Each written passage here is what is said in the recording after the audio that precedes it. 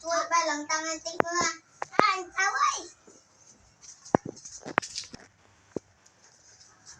Anh lắm suốt chân.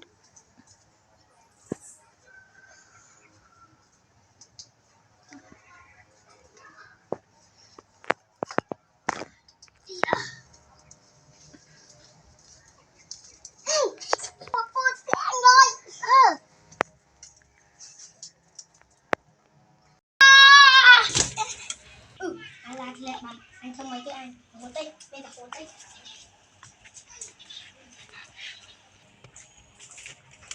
anh học bài lần tăng chứ anh anh mà ba ai lần tăng chưa lần tăng anh sách lần tăng hàng mấy anh đi cho tận 2 mỏ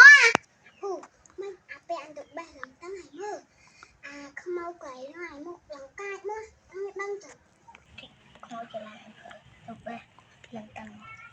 tôi hỏi anh đi cài biết buổi miệng là ấy nó dạy băng mấy anh miên được ai rồi đặt khỏi ngay cô mà ta này lần ta này đang lột tha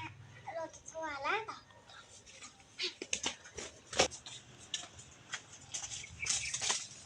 anh money tay